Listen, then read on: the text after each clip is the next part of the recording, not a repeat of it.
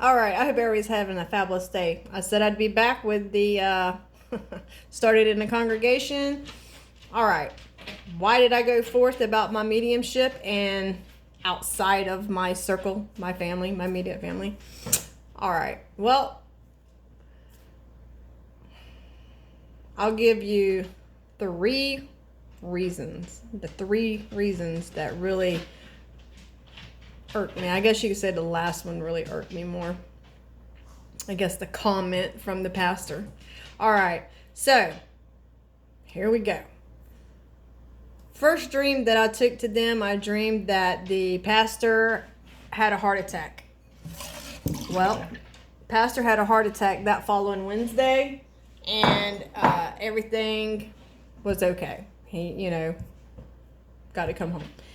Then the next one that got eyeballs on me was I dreamed of two people having sexual relations, and I could not figure out who this was, right? So my mind boggled. The next day, I'm like questioning myself about who is this? Do I need to be worried about this? Do I need to warn somebody about this?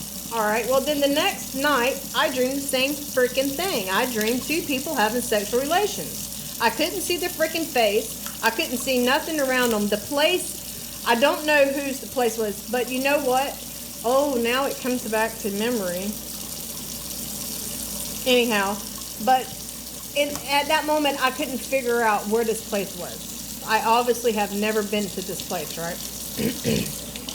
All right, well, the next day I wake up and I'm constantly in my mind like, who is this? I'm like, Spirit, show me who this is. Do I need to be worried about what I am dreaming? This is not cool. So, sorry, I'm trying to wash stuff off. But anyhow, the next night, as I asked, for these people to be identified in my dream, I dreamed of a man he was the deacon, and I dream of his wife, and I dream of another woman. Well, the way in my dream it was the husband, the wife was on the right, and the brown-headed lady was on the left. Well, the wife didn't have a shirt on, so in my mind, after, the next day getting up and thinking over this, I'm like, okay, I dreamed this of these two people here. She didn't have a shirt on. And if anybody knows anything about biblical scripture, our biblical scripture teaches us that the man is the covering of the wife. The man is the protector. So when the wife didn't have her shirt on, that automatically showed me that, this is who's in this dream. This is what's going on, right? So that morning I kept going over it in my mind. I wrote it all down. So I tell my husband, I said, look, he already knows the dream I was having for 2 nights because he knows I was wrestling with who the hell this was. So when it was identified, I kept telling him, I said, I feel like I need to go to the pastor. I said, for some reason, I'm not feeling drawn to tell them. I said, I'm feeling drawn to tell the pastor. So we loaded up and we went and I told the pastor. And I showed him a few other things that I've dreamed of. So he was like, all right. He says, we'll keep this in our forethought, The next flipping day, the pastor comes to my house. Drives to my house. I'm sorry, he had someone drive to my house to tell me that this dream came to pass. I mean, he literally had someone drive him to my house. He could have called me. He had a cell phone. He has a house phone, but he drove up here. And I think I'm like 45 minutes, maybe 35 minutes from them. But anyhow, yeah. All right. Then after this, about a month goes by, and we're discussing about water baptism. I was questioning water baptism when I was told that I needed to be baptized. Okay? I didn't know nothing about that. but I questioned it. I wanted to know. Now, being revealed a few years later, my husband brings it to my attention about how Acts 2:38 is not to the Gentiles. It is to the Jews first. Now, if anybody knows about Pentecostals, their foundation is built on Acts 2:38. Okay?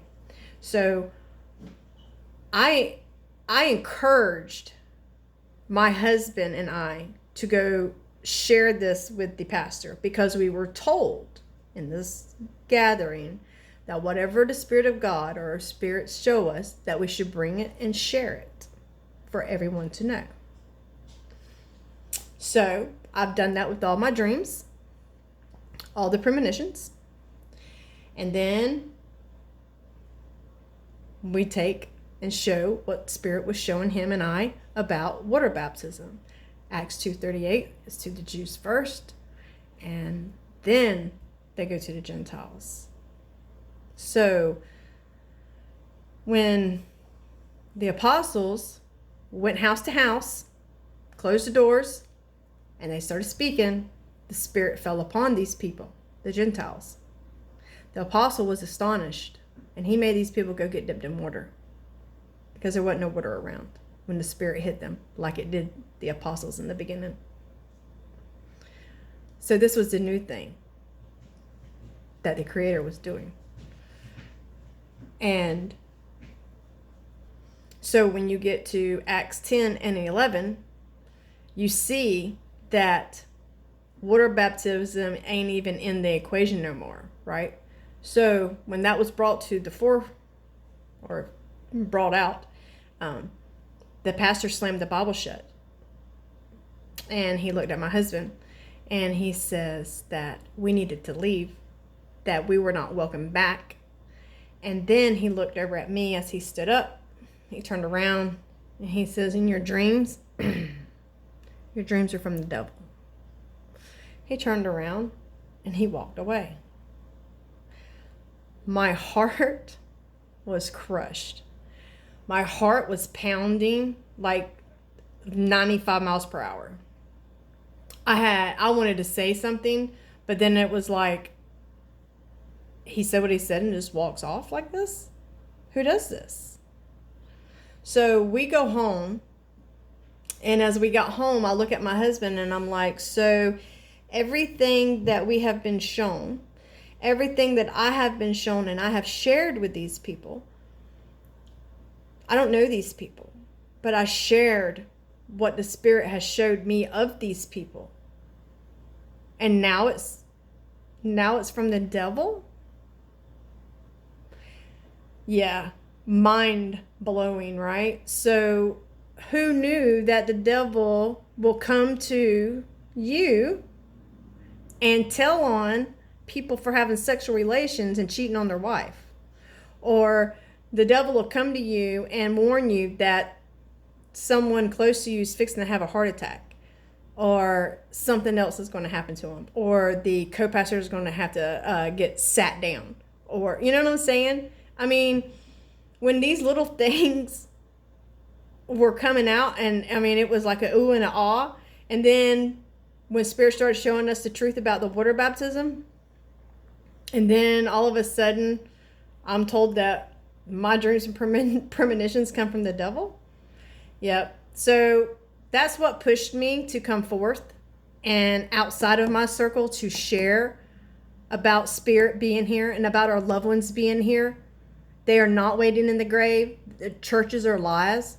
Yeah. So yeah, that's where it started in the congregation. That's what pushed me forth to share my abilities with everybody else. So there it is. I hope it was worth waiting for. It is a mind blower, especially when people say they believe in Spirit and talk about Spirit, but then they deny the truth of Spirit. So yes, and I'll say, be careful on what you follow. Seek the truth from your heart, and Yeah. If you want a reading, hit me up. I got Facebook Messenger. Hit me up. Instagram. Oh, and I got TikTok now too. So yeah. And I'm doing Reiki. I'm doing free Reiki. So if anybody wants free Reiki, hit me up. I hope everybody has a fabulous day. Namaste.